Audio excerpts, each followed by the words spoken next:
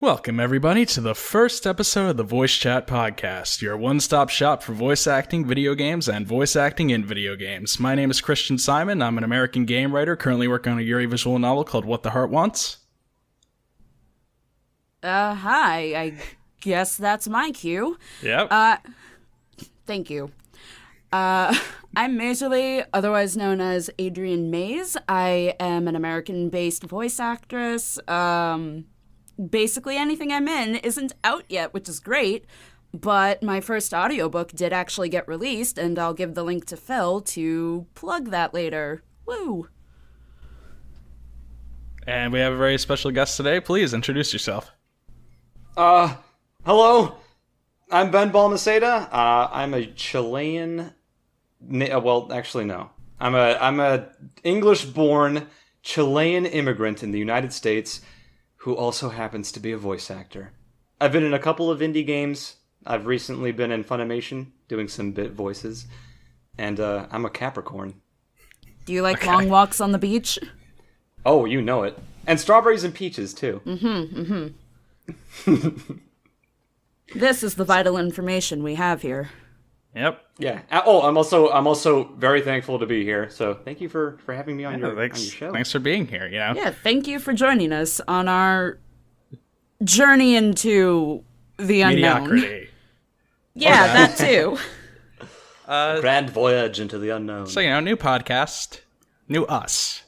And I figured, first episode, we should talk a little about the process of getting started and moving up, because that's what people want to know about. Okay, you ever look at like a voice acting forum? There's always a million people asking, "Hey, how do I get started in voice acting?" And then you look at a game development forum, it's always people saying, "Hey, I'm an ideas guy. All right, I don't have any actual skills, but look, okay, I'm going to tell you right now, there's no position for an ideas guy. There is a position for writers, though. You don't have to be a good writer to be a writer. So I'm just saying that out there. But yeah, so start us off, amazingly. Yeah. I don't think I've ever heard why you started voice acting. The why or the how? There's a difference here. Okay. I guess the TLDR of it is I was going through a lot of stuff in my life, and I had always enjoyed performing, like theater on stage and stuff. And then something just hit me one day where I was like, wait a second, voice acting is a thing. And then I started looking up, like back when the VAA was still around, I started looking at stuff on there and everything sort of spiraled, I guess. Yeah. And so for those who aren't aware, VAA refers to Voice Acting Alliance. May it rest in peace. RIP. A now pretty defunct voice acting forum. I think it's been pretty much functionally replaced by Voice Acting Club. Yeah, basically. And how about you, Ben? I did a funny voice one time, and someone was like, "Haha, you should be a voice actor!" And I said, okay. So here I am. Yeah, Well, no, that's... growing up, I lived around... This is going to come off like really weird saying it so blasé, but like I lived around the world when I grew up. And one of the most constant things in my life was American TV. So I learned English by watching a lot of Cartoon Network and imitating the characters that I'd see on screen. And like over time, I got really good at imitating them. And then like it kind of spiraled from there, and I was like, hey, I should act. And I did theater acting and stuff. But, like, voice acting had this special je ne sais quoi that really attracted me to it. And, people don't have to see my ugly face, which is always a plus. I feel that. Yeah. Tell me when you find a voice actor who has self-confidence in their appearance, and then get back to me. Ha. But, Phil. Yeah? How did you get into writing for your game? Oh, Jesus Christ. Well, back when I was in kindergarten, I think. Wow, okay. We had an assignment where we had to write about our best friend. And I had so much to write that I had to add an additional line to the paper to fit all of it onto that. And the teacher picked up my paper and used it as an example for everybody else. And I guess that just kind of stuck with me for the rest of my life. And so now I've just been slowly but surely improving on my craft, studying the greats. Not really, but I've been trying to, break into doing something with my writing, and video games seem like a pretty good format for that because I've been playing my games my entire life, and I've come to kind of understand what does and does not make a good story in a video game. Yeah, that's basically the long and short of it. And now I'm a professional writing major. Nice. So, that one teacher in kindergarten who probably doesn't even remember that pretty much shaped my entire life. Do you remember their name? No. Shout outs to that kindergarten teacher. Wherever you are, you done good. You did do good, I think. I hope. You think? Yeah. I guess we'll see. But, yeah. So, you get started as a voice actor. You want to do some voices, but first, gotta have the equipment. Mm-hmm. So, what are you guys using right now? I don't know which one of us should go first, and I always hate Mazer, these you parts. go. Okay. Mazer, you go. Right now I'm using a 2nd gen Scarlett Solo for my interface, and I have my AT2020 hooked up to that. I'm probably gonna replace this thing soon because I've had it for a few years, and I think it's getting on in age. What about you? And I use what's it called? A Behringer Euphoria UMC22, I think it's called. And an AT2020 mic. But the Euphoria has recently crapped out on me, so I'm replacing that with an Audient ID4, which is apparently really, really super cool. And I'm probably going to replace my mic with an Aston Origin, like later down the line, once I have money to spend on things. Money's always nice. It is. Yeah. Phil, what are you using? Let's see. I bought this keyboard at Walmart. Okay. You're off to a great start. I'm recording this podcast in the Blue Yeti. Yeah, it's a pretty nice microphone for stuff like this. I want to bring it into a professional casting call, but if you just want to sit down and record a podcast every now and then, it'll serve you well. But yeah, that's all I got. Okay. Like a Blue Yeti is like a good starter mic, I think. Yeah. And like there is that like stereotype of, beginner voice actors using the Blue Yeti because it's like, oh, everybody uses it. So like you should buy it. Microphone elitism is just the worst. That's something that really grew a lot over the past 4 years, really quickly too. It's interesting. Like, come on now. Just because you have a low-cost microphone doesn't mean you can't make it sound good, Yeah. Like, I used a Blue Snowball for most of my time starting out. Ooh, and before that, I used a SingStar mic sitting in a beer holder. Yeah. Like, that's how rough it was starting out. Yeah.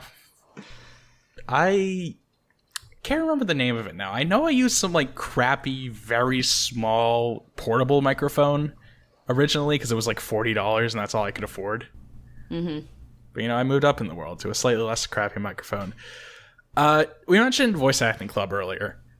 And I think something that is very important to understanding as a new talent is the selection of websites that are out there for online voice actors. So the free ones, at least, for right now. Yeah, I thought we could talk about those a little. So what do you guys consider to be the best forum for auditions? Forum or general site? Cause... Yeah, just place, I guess. Voice Acting Club. Yeah. I mean, I've got an inherent bias because I'm one of the mods there, so I kind of have to plug it whenever I can. I'm contractually obligated. Yeah. Oh, there's a contract. I mean, no, there's not. I don't know what the fuck you're talking about. I did only host my casting call there, so I probably think of it You're as also biased? a little. I think, like, for overall quality, VAC is definitely the place to go. There's a lot less in terms of quantity, however, which could be off-putting to some people who are just starting out. Yeah, I think you you could want really use more quantity- Minecraft projects. Yeah, that's what it needs. Definitely. But for quantity, CCC, Casting Call Club, has a lot. Yeah. I mean, like, that's not to say that CCC is bad. It's not. Like, they both, No, it's not. They both offer different things. Like you want to. I think like, if you're just starting out, the CCC is a more. I don't want to say forgiving, but like, it's easier to find work on the CCC. Yeah, It's definitely way more beginner friendly, I think.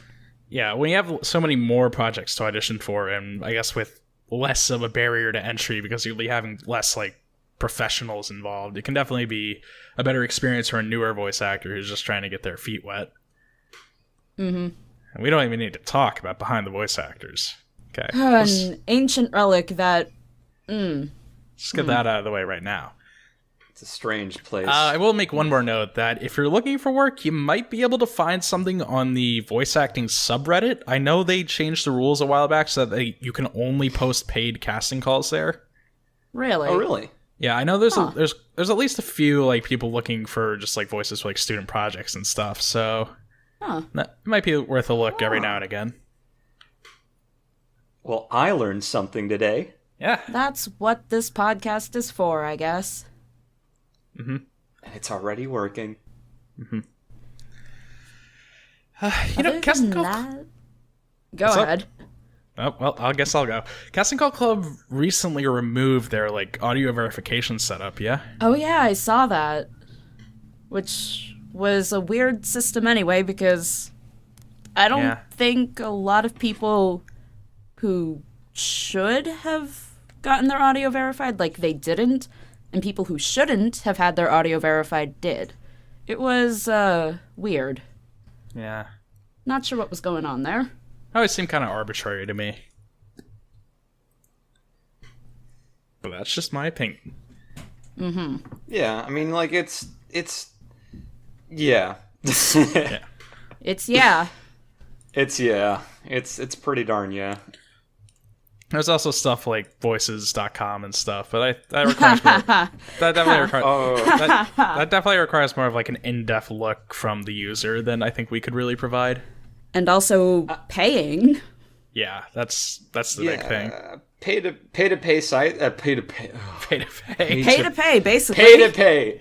Give us money, and you can give us money. No, like pay to play sites like voices.com and voices123.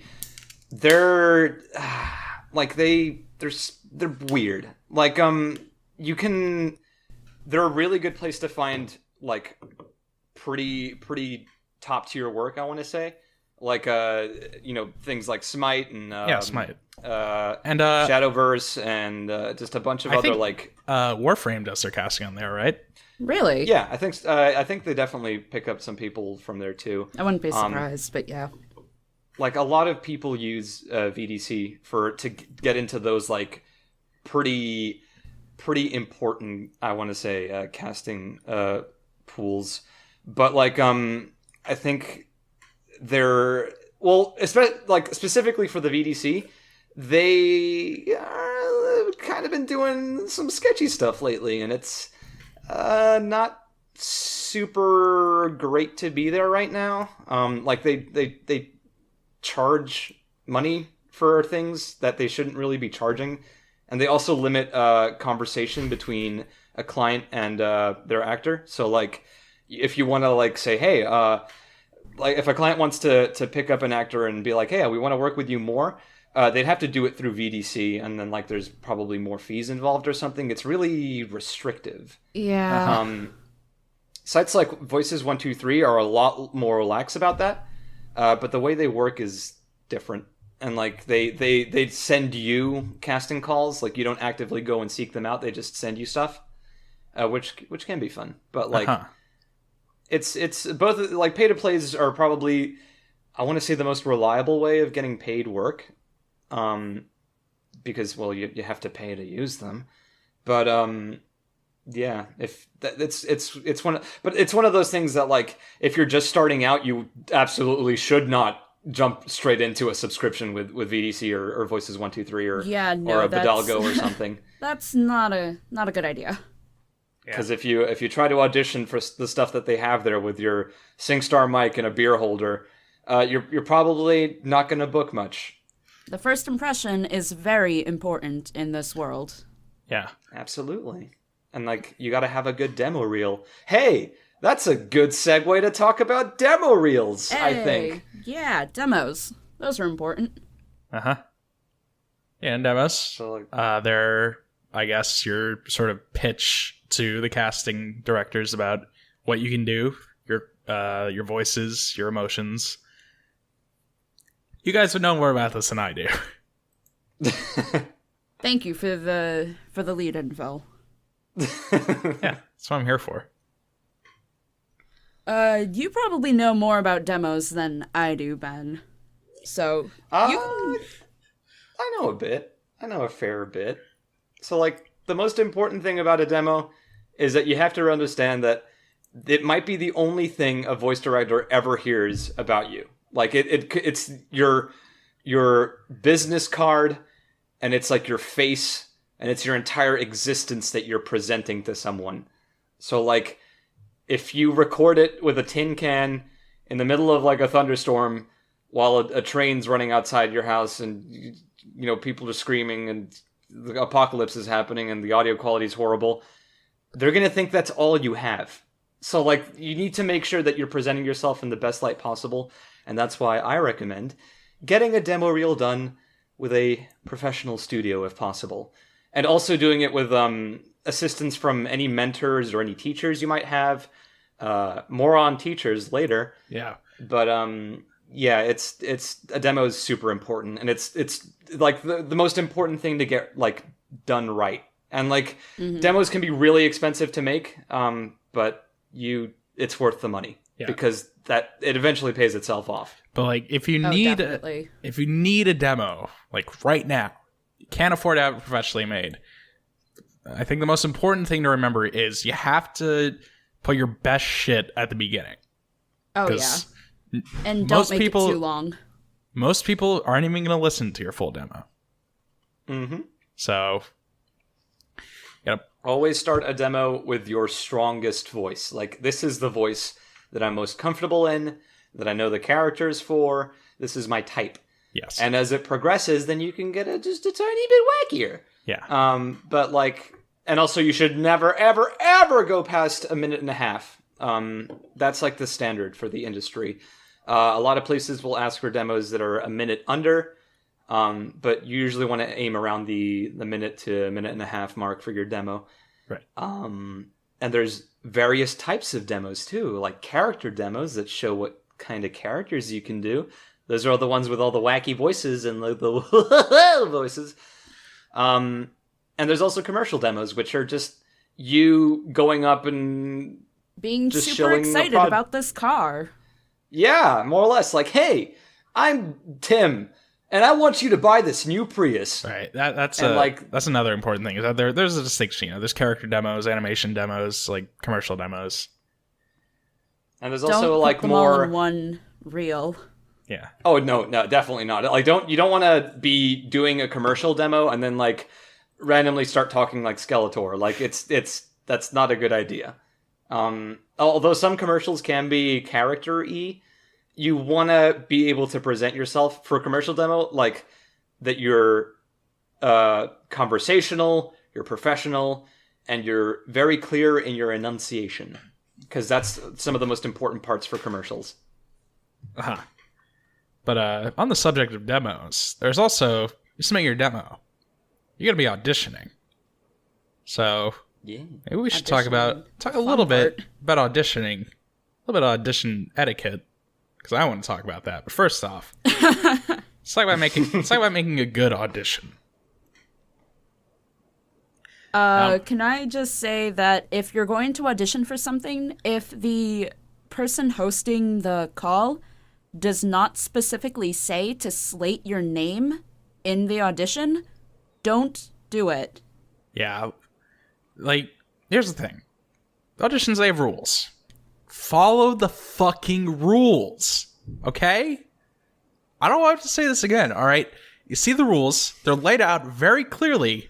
Look, I understand. Sometimes rules are bullshit. Like, separate all your lines into separate takes. That's a little... Who wants to make, like, 6 files for one audition? Nobody. But, you still gotta do it.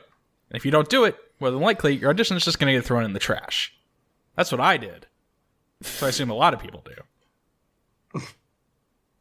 Yeah, that's more or less how it goes. Like, you know, in the back of some game boxes, it says a basic reading skill is required to play this game. The same applies for voice acting. Yeah. Right. You need to learn how to read. Right. Because that's important. Yeah, following the instructions is by far the biggest thing that you need to do when you audition. If a director outlines a specific file name for your audition, name it after the file name. Like, don't just name it, hey, this is my audition, I'm calling it Cool Audition 69. No, they list a specific file name for a reason, and you need to follow it to the letter. Am I allowed to tell, like, about what people did while I was casting for What the Heart Wants? Because I mean, like, if you don't mention any don't names. mention names. I won't but, say like, names. I'm just like, man, if they're listening to you this. can give general what not to do because Alright. this is what I had to go through. Look, something that really stuck with me was that I think we had a very generous policy for naming files, which is just put your name in it, put the name of the character in it. We got an audition for the protagonist that was just called Protagonist. That was the name of the file. I'm just like, what the... This isn't at all what I asked for. There were people who still separated their takes into separate files, even though I said not to do that. It was just... it was a mess. You have a lot of feelings about this. I do, because, like, we got, like, 300 auditions over the course of that, I think, and it's like, I got a lot of stuff to sort through. I don't want to have to deal with people who don't follow our fucking rules, because if I have to deal with you when we're actually doing voice acting for the game, I want you to, pay attention to what we're saying. And that's why you follow the rules, to show the director that you know how to follow the rules, and that you'll be easy to work with. But on the other end of that, I think there is the process of setting up a good audition page. And that's not something everybody is good at. Like, is there anything specifically that annoys you guys in auditions? Early casting. Yes. Early casting, That's definitely the biggest one. That's the worst. That's the absolute worst. Like, if you are a voice director and you're looking for voices and you get one that, like, fits the character, don't just close the call right then and there. Because there might be somebody out there that does it better. But, like, they might be too busy to record it right then and there, or they might wait until the last minute for whatever reason. And, like, your project could have been better if you just waited. Yeah. So, like, don't early cast. Don't do that. Yeah, and look, please. when I voice acted, I said this like 5 times, but listen, don't fucking make your actors split up their takes into separate files. It's annoying, it's tedious, and there's no benefit to it. I've yet to see any sort of reasonable argument as to why casting directors do this, and I see it all the goddamn time. It just seems like such a hassle. Yeah, splitting up by line I can understand slightly more, but by take for each line, that gets a little ridiculous. It's fucking crazy. But those are definitely like the biggest ones for me personally. But I know everybody will hate you if you do early casting. Yeah, basically they will. Another thing, Yeah. I saw, I think it was James Arnold Taylor made a tweet about this, which is when a casting call has like 18 paragraphs of like meaningless description, and then the lines are just like, hey, what? And that's it. It's like, just ask for their social media follower account at that point. So clearly that's all you care about. But that's another thing, is like, your actors only need so much information. Just whatever is relevant to the context of the lines the character is saying. There is definitely the issue of like padding out the character descriptions. I think sometimes, like, depending on the actor, a more fleshed out description of the world and the characters can be helpful for them. It's not helpful for, like, everyone, obviously, but I don't think it's necessarily a bad thing. Yeah, unless, like, they give all these fleshed out descriptions and then the lines are just, like, one-word responses or something. Yeah, you just... Yeah. Just don't be too verbose. That's what I'm trying to say here. Like, I tried to set a hard limit when we were doing casting. Like, the descriptions are just going to be, like, 3 paragraphs. So I'll have one for, like, their backstory and motivations, one for their personality, and one for the kind of voice we're looking for. And I think that worked out pretty well. Another thing I think is very important is understanding that voice actors, they want to be paid. And if you pay people, the turnout you get for your casting call, both in terms of quantity and in terms of quality, will be much greater, regardless of the amount you're putting in. As long as it's decent, it'll still bring in a lot of talent. Not like the big AAA people, but you'll be getting a pretty decent amount of people who know what the hell they're doing. Usually, anyway. Usually. Yeah, usually. Like, I'm still not sure what the hell I'm doing. Yeah. Are any of us? No. True. Big mood. But yeah, money is important. It like, people like it. And also, like... And you can exchange it for goods and services. Yeah, it's nuts. Who knew? But, like, voice acting... Like, I'm going to be 100% honest here. It's not something that you can live off until you are at the very, very, very, very top of the creme de la creme. Like, if you're union and you're doing national commercials and stuff like that, commercials are probably the most. They're definitely the most lucrative. Yeah, that's the word I was looking for.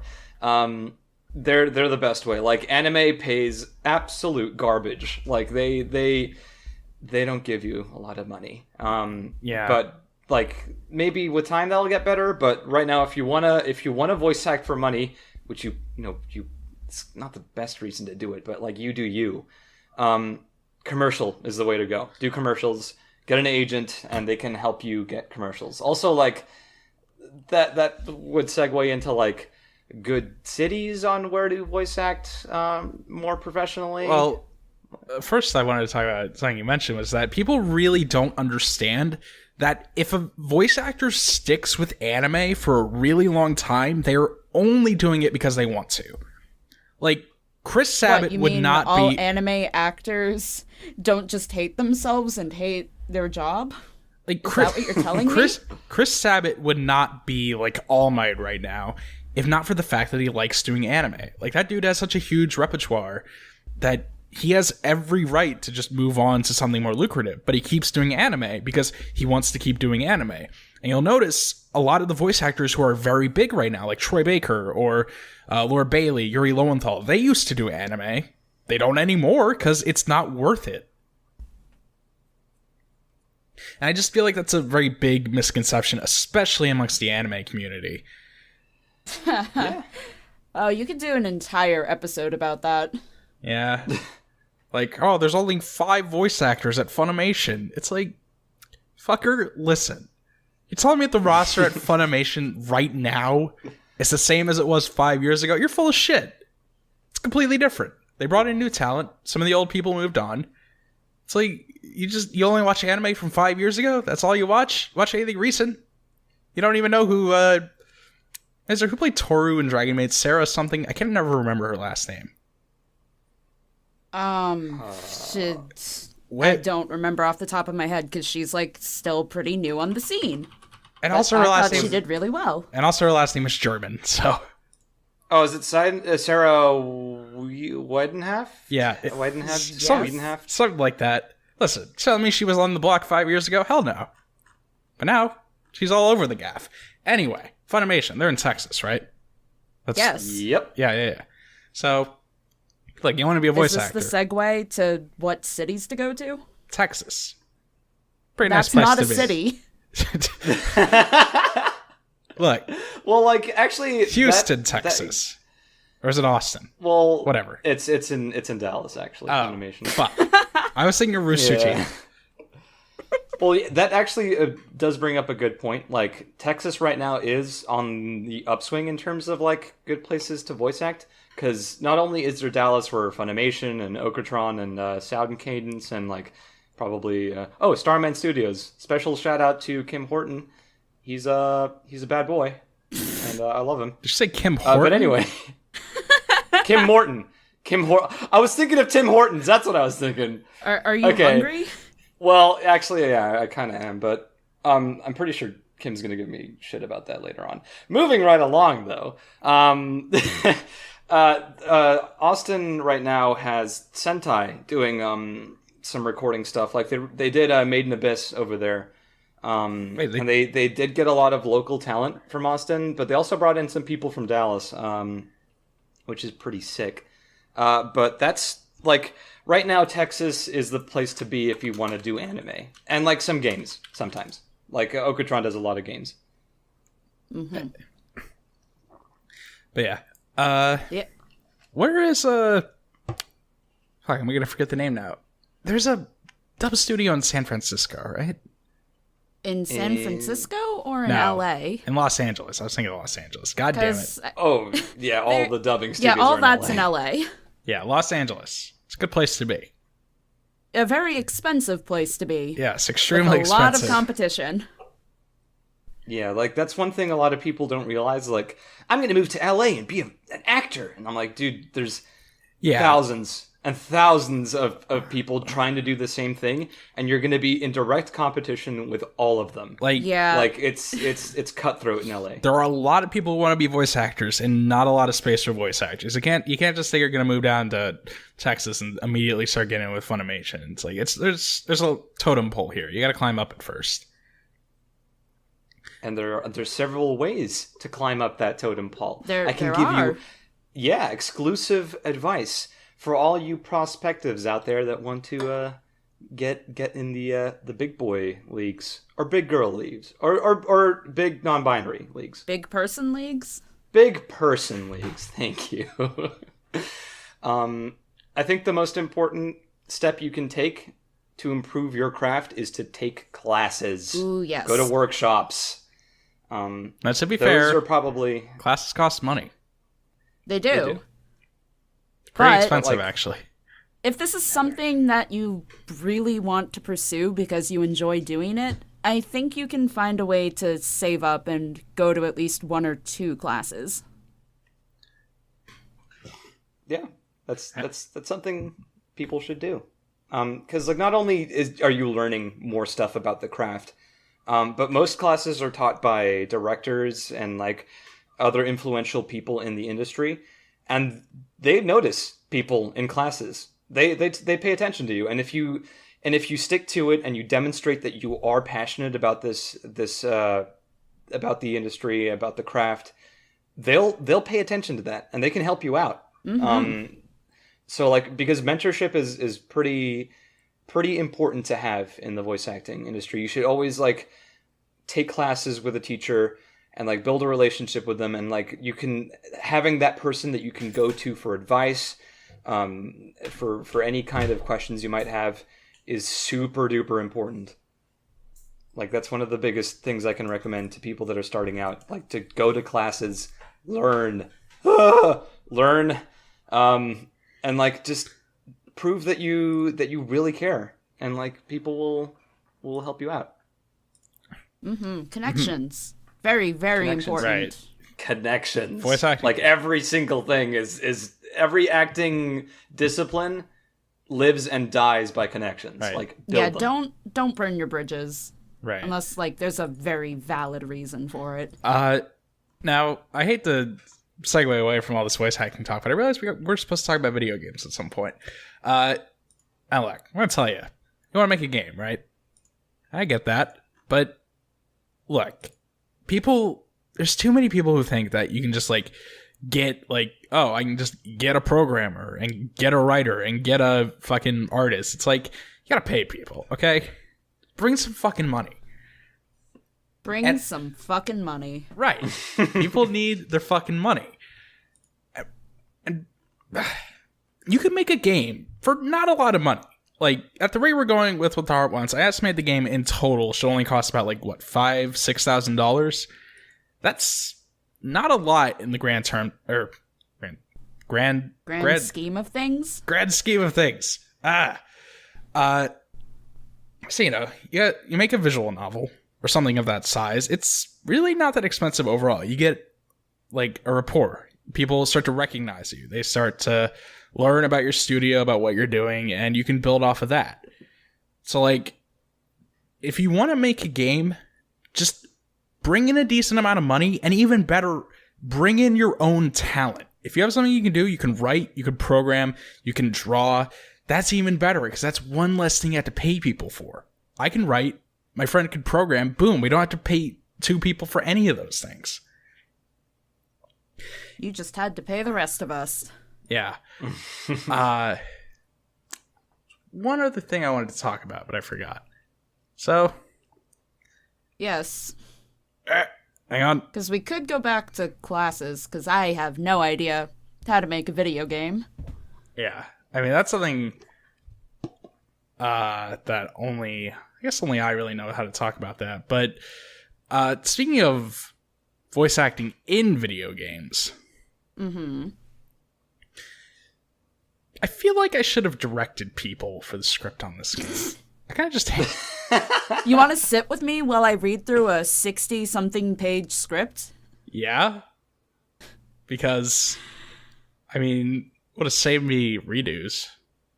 I mean, you haven't done any yet, but you might have to. You never asked me yet. Yeah, I didn't ask you, but maybe I will at some point. I don't know. Oh, yikes. There's a Wait, am I lesson going to have to do redos here. too? I don't know yet. We'll burn that bridge when we get to it. That's so ominous. All right. Yeah. We want to talk about voice acting a little more. I mean, to be fair about live directing, it can be hard because everyone has lives outside of this, and you can't just be at your computer ready to jump on that at a moment's notice. So, Yeah, but it will benefit you. At least giving your actors, like, general ideas and directions on where to move in the script is good if you can't do live directing. I always know it's fun when you're handed a script, and that's it. And then you just do whatever. Yep. And you hope for the best. Yep. Yeah. Communication is very important in the game development industry. Ooh, yes. Gotta let people know what's what. Certainly. Mm-hmm. Tell you what else is important when you're making a game. Marketing. Okay? Gotta put yourself out there. But it's the same thing when you're a voice actor. When you're a voice actor, you're marketing yourself. You're the product.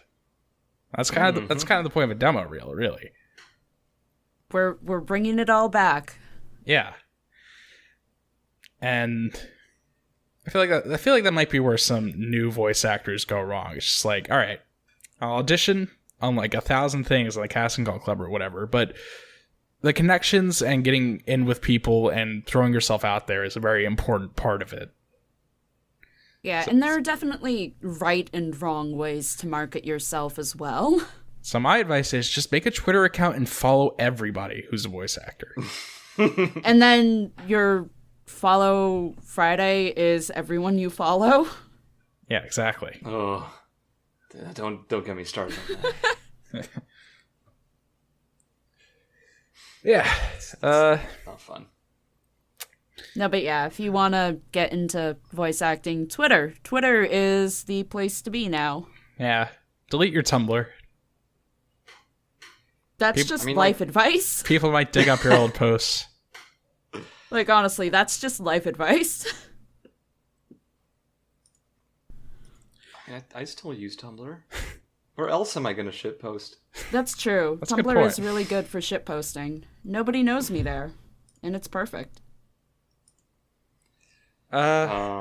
Yeah, Twitter is important for networking, but like you can also network in classes. Like your fellow students are usually other aspiring voice actors, and like meeting them and becoming super best friends with them is like the best.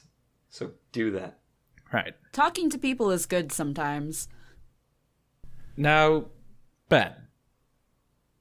You're in the recent Legend of the Galactic Heroes show, I believe. That's... Oh god, now I'm getting all embarrassed. Now, you could not answer this if you don't want to, but I really am curious. How long was the gap between you recording that and the episode coming out? I want to say that I forgot. Like, I actually can't remember. It was a couple of weeks, actually, I think. Wow. It wasn't that far from, like, when you moved down there, I don't think, was it?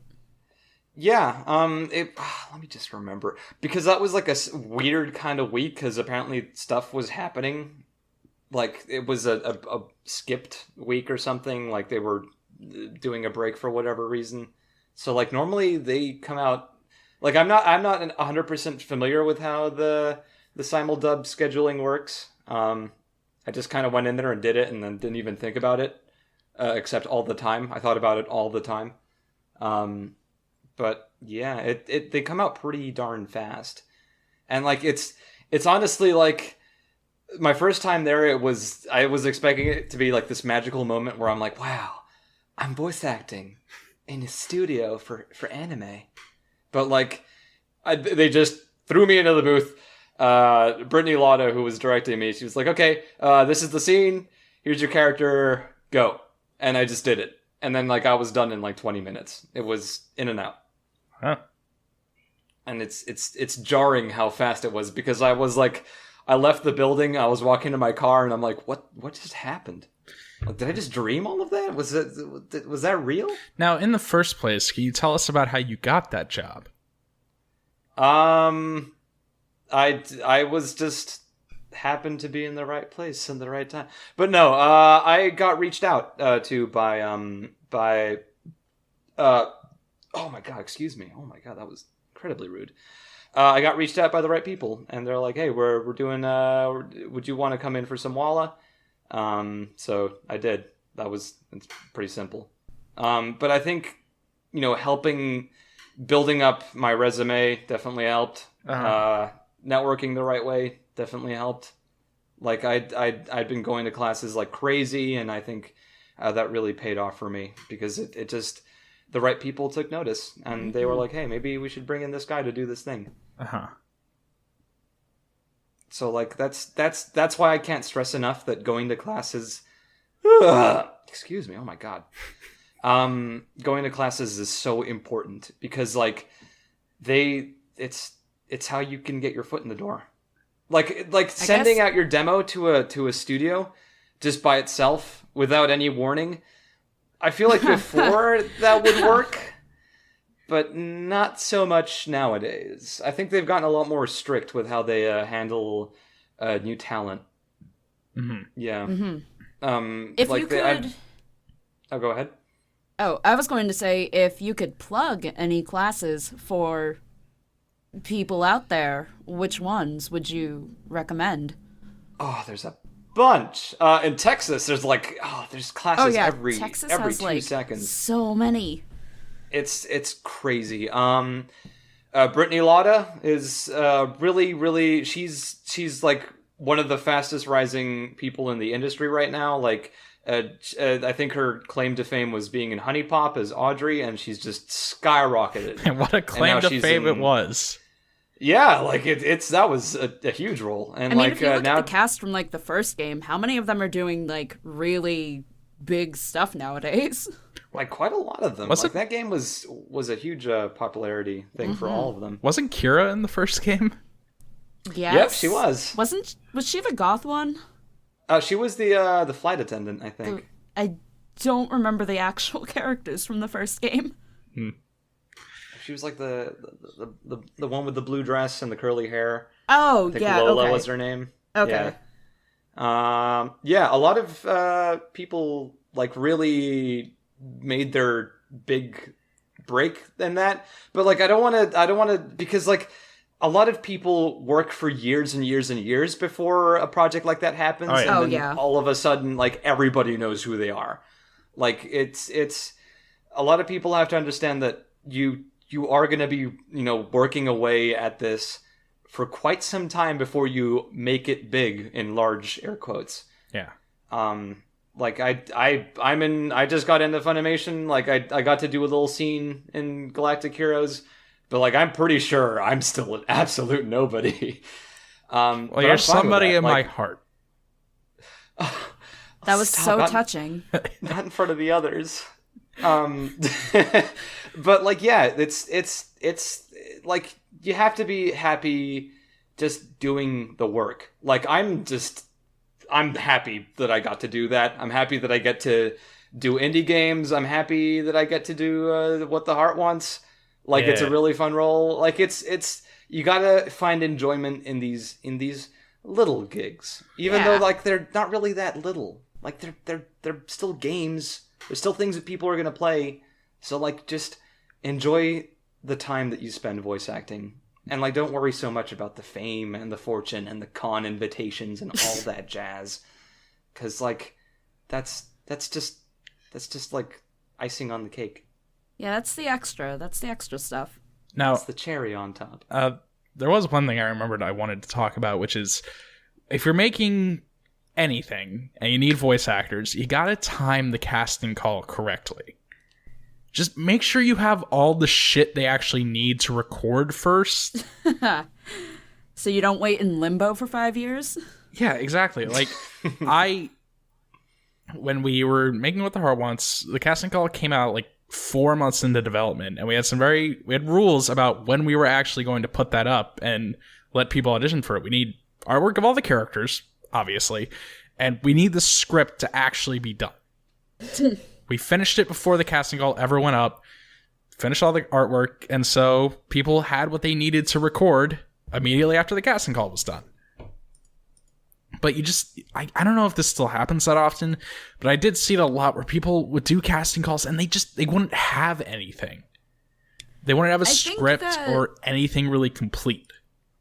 Everything I've seen with, like, not having the final production complete, save for the voice acting, I only ever see that more with fan dubbing and less professional things. Yeah, but I'm not going to say, what it is or who's making it, but I do remember seeing a project fairly recently that, alongside its casting call for its characters, was also casting for stuff like writers. And I was like, that's always a red flag. Yeah, that's a pretty big one. So, like, it's like the biggest thing I see a lot of, I don't want to use the word amateur because it feels so mean. The biggest thing I see some casting calls do is, say, like, instead of having lines for actors to read out, they say something you think would fit. Yeah. Ooh. And that is probably one of the worst things you can have in your casting call. Because, like, if someone like me, a freaking ancient Babylonian trickster god, reborn as some Chilean dude, stumbles upon your casting call, they're just gonna record some absolute nonsense. Because, like, you need to have something that an actor can work with. And sometimes, like, a 2-line description of, this is an angry dude and he's in the army and he shoots a gun, say something you think would fit. I'm just going to say, like, the full fitness gram pacer test thing, because I think that would fit. But I'm crazy, so, like, who knows? But don't do that. Have lines for your actors. Give them something to act upon. Don't turn things into improv, even though improv is a lot of fun. Yeah. Yeah, improv's fun. Take improv classes, also. Yeah, improv is super important to do. I can't stress that enough. Like, because when you go in to do an audition, you're making choices for a character. Like, if you go in, you have 5 minutes to read the audition sides, you have 5 minutes to create a character voice in your head. And, like, you have 5 minutes to figure out how to get that out of your head and through out your mouth and, like, just make it happen. And, like, improv is really good for that, because, like, it trains you how to think on your feet and like make decisions that are important. And it also trains you how to take direction, because if a director's like, okay, do that line, but do this instead, or like say it angrier and with I don't know, like you just saw your dog get killed.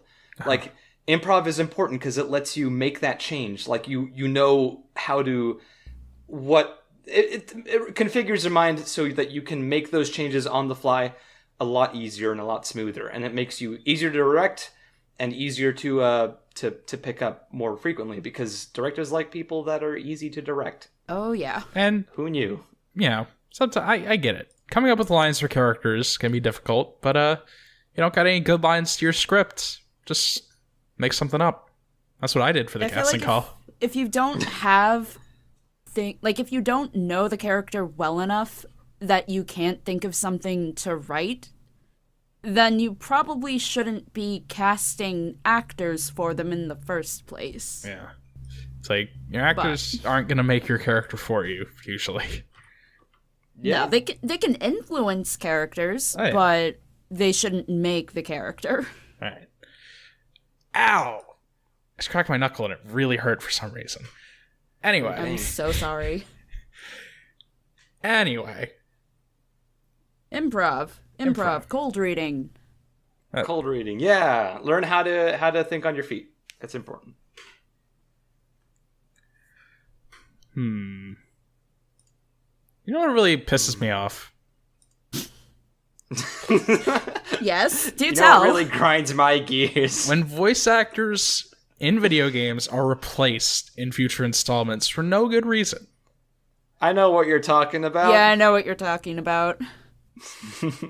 Look, I mean, obviously there's stuff behind the scenes we probably don't know about, but if it's in the context of what I'm thinking about, then yeah, it kind of sucked.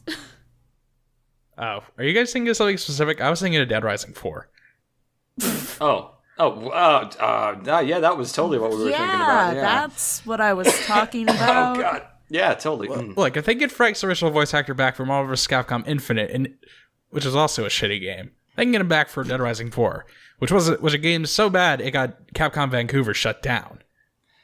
Which is it's a shame when a game developer gets shut down, but like. But also, hey, assholes, why don't you just stick with Dead Rising 2? That was a really good game. If you just stuck with what you established in that, you wouldn't have been shut down. You ruined it. And also now Telltale's shutting down. Oh, that's another can of worms. Oh, dude, episode 1 of season 4 of The Walking Dead was so good. You're telling me episode 2 is going to be the end? What? What is going on? I stopped playing The Walking Dead after season 1, but yeah. I mean, I only really played some of season 2, not much of season 3, but I mean, I really enjoyed episode 1 of season 4. Just everything that happened is like, man, what the fuck? I will say The Wolf Among Us, though, that was really good. Yeah, that was a good one. Wolf Among Us was great. But yeah. Video games. Video games happen. Games. They most certainly do. Hey, is there anybody you guys want to see in Smash Ultimate? Listen, I said the day before Isabelle was revealed that they weren't going to put Isabelle in Smash. So, I'm not qualified to speak on this anymore. Yeah. I've got, like, a wide variety of picks, like, ranging from pretty, like, plausible and, like, absolutely no way that's gonna happen. Like, on the plausible spectrum, I've got stuff like, Isaac from Golden Sun, and, like, fucking, who else was it? I can't even remember. It's just him now. It's just him now at this point, yeah. Like, I was one of the people that wanted Simon Belmont in, and, like, that happened. And then Richter Belmont showed up, and I was like, wow, that's just one-upping everybody's ideas so much more, because Richter's awesome. I remember when they delayed the Nintendo Direct because of that earthquake. People thought they delayed it because they were going to reveal Isaac, and his like reveal quote would be something like, "Isaac quakes the earth." That's just wrong.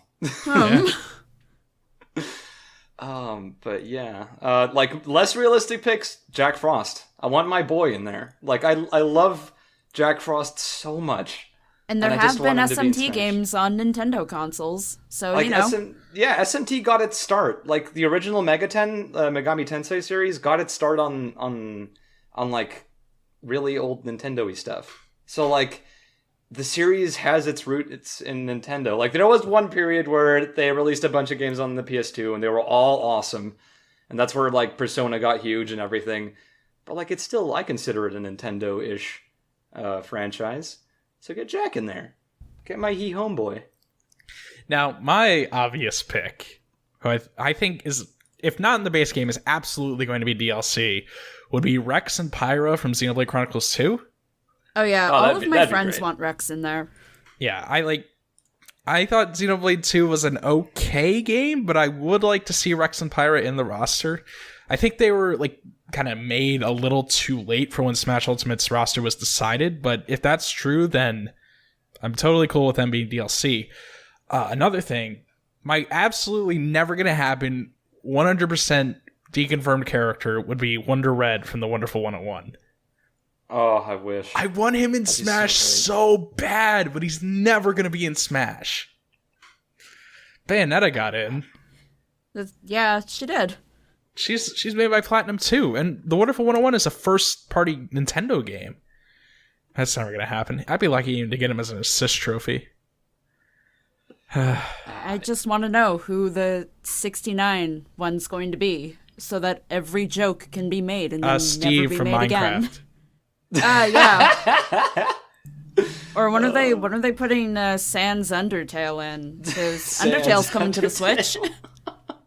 Could you imagine? Man. Like, number 69 is Sans Undertale.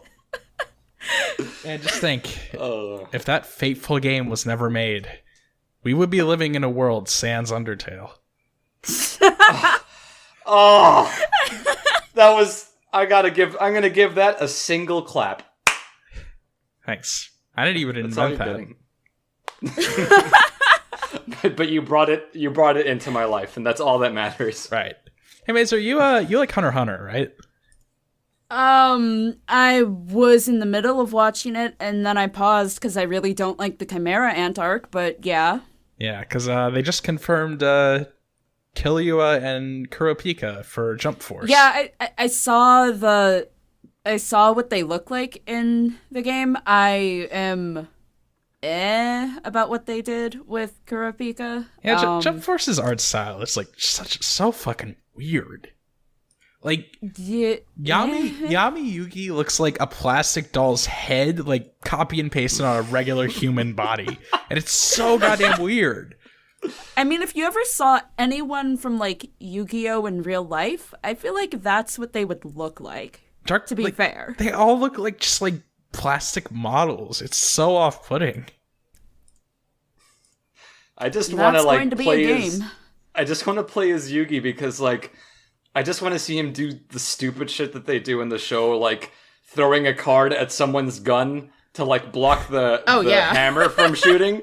Yeah, I want to do that, but in the game. But it's just not going to be the same if you don't have Joey on the sideline shouting out what every one of his cards do. In a He's Brooklyn playing accent. Pot of Greed! Oh, God. In a perfect world. That's the blessed timeline. I don't think we're living in that timeline though. No. I want Joey to be an assist trophy for Jump Force. And Yeah. And the timeline we're living in, One Piece has 5 characters, and My Hero Academia and JoJo have none. Oh, God, Wait, are there really I none want them from to add either JoJo of them? characters already. What'd you say, Mazer? Wait, are there really none from like either of those? They haven't been confirmed yet. I would be flabbergasted if Deku and Jotaro were not base characters. Like, I think we'll definitely get Deku, Jotaro, and Dio as base characters, and I'm hesitant about any other Hero Academia characters. All might be in the base roster, and I wouldn't count out them having like Bakugo and Todoroki as DLC. Because Hero Academia is just such a huge moneymaker, and like they already have that like One's Justice game coming out. That like I think they could absolutely get away with selling a few Hero Academia characters as DLC. Oh, definitely. Yeah, But it's printing money at this point. they are also going for more of like a hero versus villain dynamic with this game, so they might have somebody like Stain in there too. Oh, Stain Oh would yeah, be that'd sick. be cool. And he's voiced by Robert McCollum in the English dub, and I think Robert McCollum needs more work because he's a great voice actor. That's even if they dub the game. They won't. They're too far in with all the promotional footage now to not have shown off an English dub. It's really a shame. Like, I think games like that would take really well to a dub, but it's always a problem with like how I'm sure the rights for all these different anime is like split up amongst different dubbing studios, so and people wouldn't be satisfied if you didn't have like the classic voice actors that they know as those characters. Like, imagine if they had Goku, but he just wasn't voiced by Sean Schemmel. Be ludicrous. That's the like Southeast Asian dub of Dragon Yeah. Ball. Yeah. Oh God, don't those like those weird dubs from like Those weird ones that they exist. They're not for us, but they exist for some reason, and you don't like them. It's a weird limbo. It's I just find them like fascinating, you know, like seeing how other countries like handle dubs like that. It's crazy. Like, okay, I watched a lot of Spanish anime when I was growing up living How was in Chile. that? Honestly, I'm this is going to be like a hot opinion I'm dropping right here. Firmly believe that the Latin American dub of Dragon Ball Z is the best dub of Dragon Ball Z. Oh damn! Hands down. Like, it is. They have the original music from the Japanese version. They got some dude to sing the opening, like the Japanese opening, where it's Chala Headchala. Like, it's crazy how much effort they put into it. And like, they say the voice is funny. They say like Goku and Vegeta, and like that's funny if you're English. But like they put so much work into it, and I just love it, and I have so many fond memories of it. Hey, Ben, It's great. What? you ever seen Love Live? Oh my god! This Maserly's reaction to that guy's just, oh my god. If we can argue about Best Girl, I say we should argue about Best Girl. I'm not a Love Live person. I'm sorry. I never watched any of the Idol shows like Idol Master and stuff like that. Damn. Yeah, I'm sorry. I'm more of a battle shonen kind of guy. Like, yo, hit me up about Gurren Lagann, who the best boy in that is. It's definitely Simone. Oh, absolutely. Yeah. I don't. That's no question. Well, that was a fast argument. Yeah. Like, it's easy peasy, you know. Are you going to try and make me argue about idols in every single episode, Phil? Is this what I have to look forward to at the end of each one? Oh, yeah. You're not going to change my mind. One. I mean, you're not going to change mine either, so, you know, it's an endless battle. We're at an impasse. Cool. I can wait. What's the Love Live that has the gray hair and the short gray hair? Yo. I like her. She's cute. Yeah, she is cute. I haven't watched... Fair. Like, that's my pick. I haven't watched Sunshine yet, but she's probably like... I didn't finish Sunshine. Probably like but second best girl from that, I think. she's definitely my favorite second year from Sunshine. Behind Yohane, of course. Yeah, yeah. Yeah. I'll agree with you there. Yohane for Smash. Oh dear. Have anybody run Smash? Goku for Smash is like the most popular one. Yeah, when's Goku for Smash? If only. That's like not gonna happen, guys. Like, it's like I see people campaigning for SpongeBob and Smash, and I'm like, What would that even be? What? I mean, Shovel Knight's in Smash now.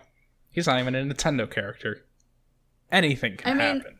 Okay, the legacy of Goku games on the Game Boy Advance back in the day, technically you could argue for that for Goku and Smash, because those, were really good games. And Fighters is on Switch. Well, Legacy of Goku 1 was meh. But the other two were really good. Okay, that one was meh because of, like, weird old mechanics, but the next two, those two were good. Yeah. Those games were straight fire. Like 2 and 3 were just like, Yeah, dude, I love Boo's Fury as a kid. Oh, hell yeah. good shit. That's good shit. Is that why Goku should be in Smash? Hell yeah. Oh, absolutely. He'll play just like his Legacy of Goku counterpart. It's like it's like those Smash mods that have Toho characters, but they're just 2D sprites. Or like Is that all like those the- old Newground ones of like Oh, dude, Super Smash Flash. Yeah.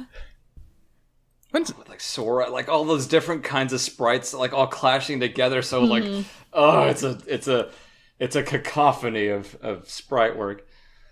Hey, when's Reimu gonna be in Smash?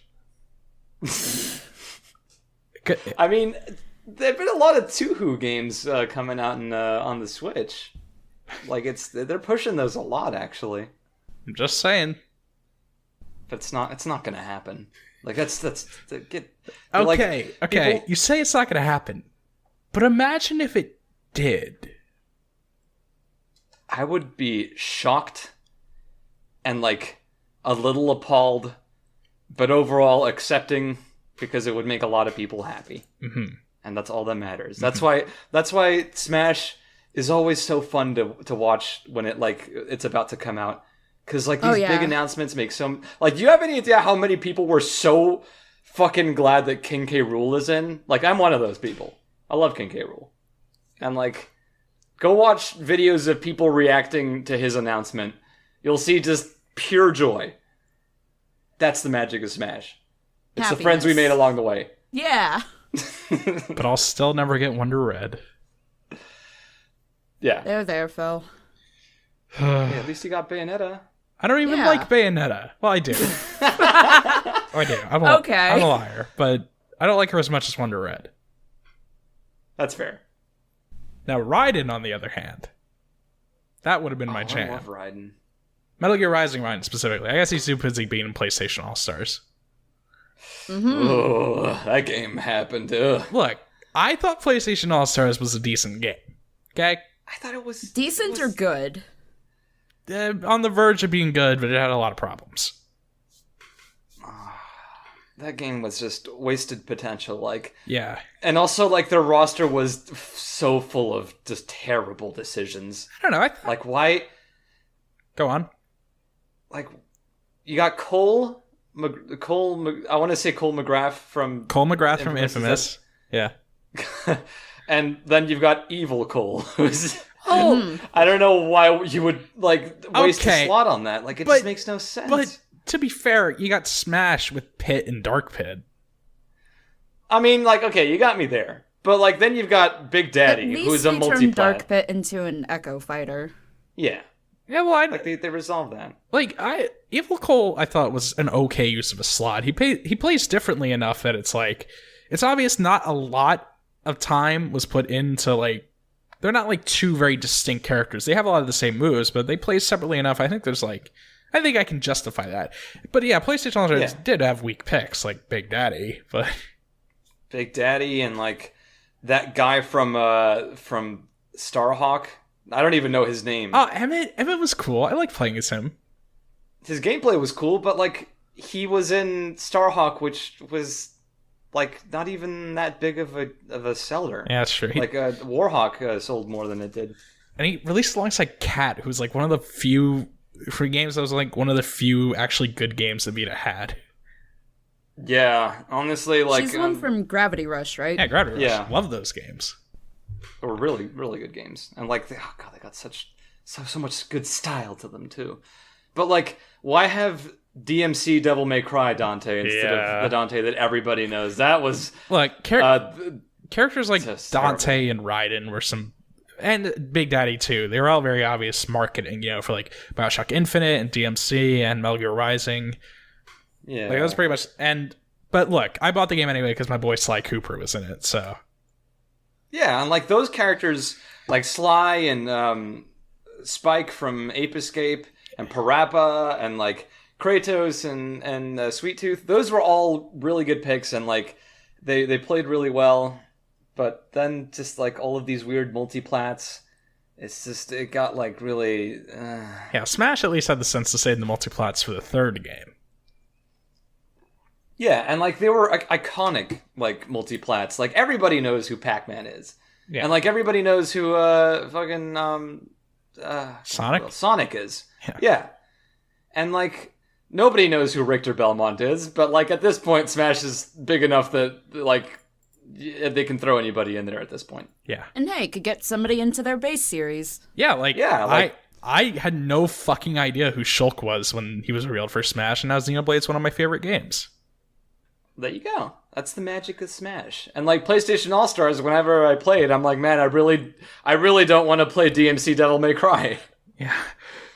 It's just DMC had good gameplay and was held back by everything else. Not even the gameplay was like if you play DMC 3 and then you play DMC Devil May Cry, it's just more plotting and more sluggish. And it just makes you feel bad. And then people are saying naughty words all the time, and it makes you feel weird. And it's just... Yeah, you guys know about what happened with Devil May Cry 5 and Dante's theme?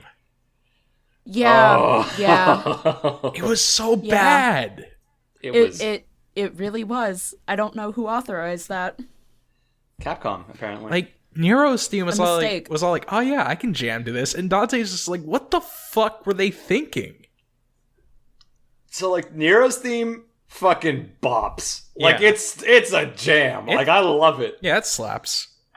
It slaps. Dante's theme, like, the instrumental for it, if you listen to an instrumental edit of it, there's like 5 of them on YouTube right now.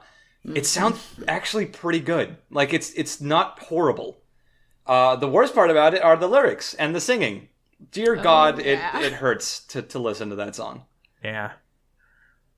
And there's also, like, controversies with the lead singer and, like, a lot of allegations and stuff, and it's just, it's a mess. Like, the whole thing's a mess. And, like, they just released a 15-minute demo of Dante's gameplay, and, like, the music that they use for combat is Devil Trigger. Like, they're not using Subhuman anymore. Yeah, What a name for a song, by the way. I remember they released a statement which basically said they were not going to be using that song in promotional material anymore.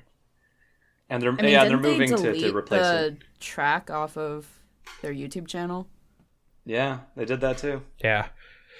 It's a mess. All right, so I think we're getting pretty close to wrapping up here. If there's anything else you guys want to talk about before we go? I can say something really inspirational for all the young viewers that want to get into voice acting. And then you can put the more you know thing at the end of it. All right. Phil. It'll be great. Let me go first. Stop. Okay. All right, now you can Good go. night, everybody. That's it. All right, go ahead, Ben.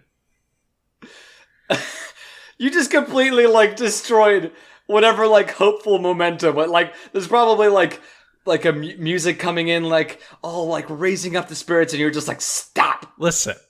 Look, voice acting it can be fun, but when you get serious about it, it's not so fun anymore. Sometimes, for a guy like me, it's like just keep auditioning over and over and over again. And you never get anything. So like, look, sometimes you just gotta save yourself the heartache. And I'm not saying don't do it, but if you're at the point where you're like, man, I'm not doing anything with this. If you're not having fun, don't do it. Just stop. Get some help. But that can be applied to anything in life, I guess. The moral is fun things are fun. Like, well, So do fun things. but I'm saying, like, I see so many people getting so down on themselves about voice acting. I'm just like, man, yeah, look, there's no shame stepping away, doing something else for a while, maybe coming back when you have more resources at your disposal. That's all I'm saying. But Ben, you got anything else going on? Go ahead, my dude. like people have to understand that auditioning is like 90% of the job. So like you have to learn how to have fun with those tiny moments where you get to be something crazy and new. Like yesterday I recorded an audition, even though like my setup's like almost completely busted, I still managed to push out an audition for like a fighting game announcer kind of thing. And I've always wanted to do that. It was so much fun. And like that's how you should approach every audition. Just like go in there, have fun, send it off. Maybe you'll get to do it again, but like be satisfied with the audition. Just forget about the audition after you send it in. Don't worry about it. Send and forget. And like, well, what was the inspirational quote that I was gonna do? Okay, y'all seen Ratatouille, right? Okay. I believe that I believe wholeheartedly in the main message of Ratatouille, and it's not that everybody can cook, because like some people can't. Like just watch any Gordon Ramsay show and you'll see that. That's true. I believe that not everybody can be a great artist, but a great artist can come from anywhere. Like that's the main thing I believe in.